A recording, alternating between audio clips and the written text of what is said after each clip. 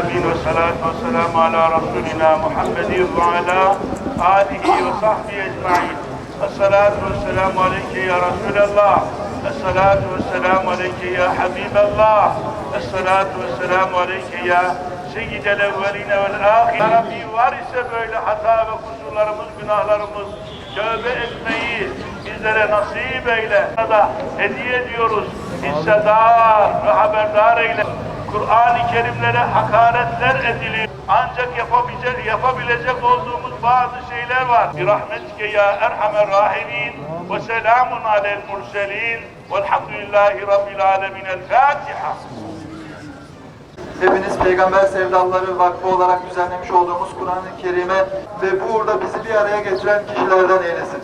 Dünyanın birçok yerinde, hususen Avrupa ülkelerinde Müslümanların gittikçe güçlendikleri, Kur'an-ı Kerim'in her eve girmeye çalıştığı ve yer yer eyaletler içerisinde İslam hukukuyla yaşamak istiyoruz diye Müslümanların hak taleplerine ulaşmaları sonucu Avrupa'nın şu anda kırmızı görmüş boğa gibi Kur'an'ı, Müslüman'ı, dini, imanı, iffeti ve ürtüyü gördüğü yerde çıldırdığını görüyoruz. Aslında Batı bugün bizimle değil, Kur'an'la değil, bizzat Allah'la savaşıyor.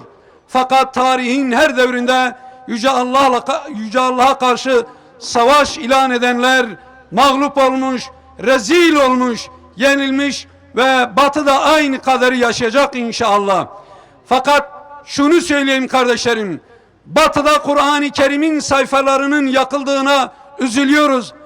Ama Doğu'daki İslam ülkeleri içerisinde İslam şeriatının, Kur'an-ı Kerim'in hükümleri, ayetleri hiçe alınıyor. Meclislerden, kanunlardan, mahkemelerden, ticarethanelerden, fabrikalardan, hayatın her alanından kaldırılmış veya kaldırılmak isteniyor. Kardeşlerim, çiğnenen her bir namus, yakılan Kur'an-ı Kerim'in bir ayeti gibidir. İstenmeyen bir hüküm, yakılan bir Kur'an yaprağı gibidir. Dolayısıyla biz Kur'an-ı Kerim'e sahip çıkmak mecburiyetindeyiz. Bakın, ahlakımızı yitirdik, hükümlerini terk ettik. Batı yine bizden razı değil. Razı olabilmesi için Yüce Allah'a karşı onların safına geçmemizi istiyorlar. Ama nafile, hamdolsun dünyanın her tarafında olduğu gibi ülkemizde de sorumluluk duygusu taşıyan her insanı, vicdanı olan ve iman sahibi her insanı bu meseleler rahatsız etmektedir. Bugün İslam ülkelerini yönetenlerin Batı'nın bu rezaletine karşı çok ciddi manada tedbir almalarını buradan onlara görevlerini hatırlatıyoruz. Korkmayın. İzzet Allah'ın ve Müslümanlarındır. Batı'nın ekonomik, ahlaki, kültürel, kişisel, vicdani ve bütün değerleri bir hayvanın kabul etmeyeceği kadar insanlıktan uzak kalan Batı diye bir ümmeti arkasında batırdığımız Batı kurallarını tamamıyla elimizin tersiyle bir tarafa atmanın zamanının geldiğine inanıyorum. Evet kardeşlerim, vaizlere sesleniyoruz. Konuşun, hitap edin, anlatın. Alimlere söylüyoruz. Derslerinizde dile getirin. Yöneticilere sesleniyoruz. Meclislerde bunu dile getirin.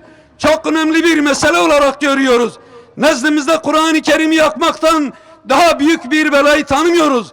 Eğer bu bela hafif tutulursa arkasından varlığımız, gücümüz, izzetimiz, şerefimiz de kaybolacak. Hamd alemlerin Rabbi Yüce Allah'a mahsustur. Salat ve selam Fahri Kainat Efendimiz ve önderimiz Hazreti Muhammed Mustafa'nın, ashabının ve kıyamet gününe kadar yolunu sürdürecek olan müvahhid Müslümanların üzerine olsun. İslam küfür cephesinin gittikçe birbirinden ayrışarak berraklaştığı, herkesin artık İslam'dan veya küfürden yana tercihte bulunarak safını netleştirdiği ahir zaman dilimindeyiz. Anneler ve babalar olarak yakıtı insanlar ve taşlar olan cehennem azabından kendimizi, çocuklarımızı, sevenlerimizi kurtarmak ve cennetlerde felaha ulaşmak için son nefesimizi vermeden evvel kalbimizi Yüce Rabbimizin ve onun sevgili peygamberinin sevgisiyle dolduralım. Rabbimizin ve peygamberinin dostlarını dost, düşmanlarını da düşman bilelim. Dilimiz döndüğünce, gücümüz yettiğince İslam'a ve onun kutsallarına hakareti asla ama asla kabul etmeyerek ilahi sorumluluğumuzu her daim yerine getirelim. Ta ki Yüce Mevla'nın huzuruna alnına ak, kalbi pak çıkabilelim. İslam düşmanları kirli elleri ve kirli dilleriyle yüce mukaddesata hakaret etmekle bir kez daha derin nefretlerini gösterdiler. İslam'ın kutsallarına hakaret eden bu mel'un zihniyet kirlidir ve kirlenmeye de devam edecektir. Başta İsveç, Danimarka ve Hollanda'da olmak üzere Batı dünyasında sistematik bir saldırıya dönüşen ve sıradanlaştırılmaya çalışılan İslami kutsallara karşı saldırı ve hakaret furyasını kabul etmiyor ve lanetliyoruz. Bu provokasyonların devlet güvencesi altında yapılmasını temin eden zihniyeti de lanetliyoruz. Tüm Müslümanların kalbini nefretle dolduran bu işin arkasında dünya emperyalistlerinin düşmanca politikaları yatmaktadır. İslam düşmanlarının bu alçakça hakaretini yegane sebebi dünyanın dört bir yanında gün geçtikçe büyüyen İslami uyanışın yayılmasıdır. Düşünce ve ifade özgürlüğü kılıfı mukaddesatımıza saldırma hakkını asla vermez. Hiç kimsenin düşünce ve ifade özgürlüğünü bahane ederek dünya Müslümanlarının inançlarına ve kutsallarına hürmetsizlik etmeye hakkı yoktur. Hiç kimsenin Kur'an-ı Kerim'e dil uzatmaya, Kur'an-ı Kerim'i susturmaya veya musafir yırtma yakma gibi aşağılık bir hakarete bulunma hakkı yoktur.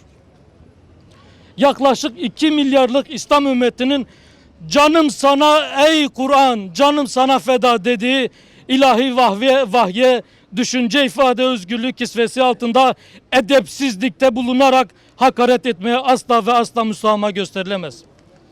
Kur'an ve Hazreti Muhammed Müslümanların namusu ekberidir.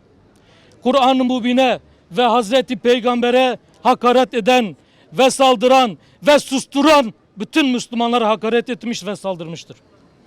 Dolayısıyla Hazreti Peygamber'in ve Yüce Kur'an'ın düşmanları bütün Müslümanların da ortak düşmanıdır. Kur'an-ı Kerim'e ve aziz İslam dininin kutsallarına yapılan küstahlığı lanetliyoruz. Müslümanların kutsallarına hakaret etmeyi marifet zanneden bu zavallı güruh bilmelidir ki Müslümanlar sizin hakaretlerinize katlanmak zorunda değildir. Ne İslam ne de İslam'ın kutsalları sahipsiz değillerdir. İslam'a ve İslam'ın değerlerini saldırmaktan artık vazgeçin. İslam'a ve İslam'ın değerlerini saldırmak bugüne kadar kimseye fayda sağlamamıştır. Tam aksine İslam ve Müslümanlar tüm saldırı, iftira, karalama ve susturmalara rağmen sürekli yükselmiş ve yücelmiştir. Düşmanları da rezil ve yok olmaya mahkum olmuşlardır. Sizlerin de akıbeti selefleriniz olan İslam düşmanlarından farklı olmayacaktır. Tarihin çöplüğüne atılmaktan ve lanetle anılmaktan kurtulamayacaksınız. Beklentimiz ve çağrımız, bizler peygamber sevdalıları olarak halkımızı temsilen iradeyi ellerinde bulunduran ilgili ve yetkililerin insanları kin ve düşmanlığa sevk eden, kutsallarımıza hakareti meslek edinen, Kur'an düşmanları ile ilgili gerekli yasal işlemlerin yapmanın yanı sıra bu alçakça saldırıya polis koruması veren devletlere gerekli cevabın verilmesi, elçiliklerinin kapatılması ve görevlerin istenmeyen kişi ilan edilerek Müslüman kamuoyunun tatmin ve teskin etmeleri bekliyor. Kur'an, Kur'an ey Kur'an! Kur'an, Kur'an ey Kur'an! Hep çalışım boyuta kurban.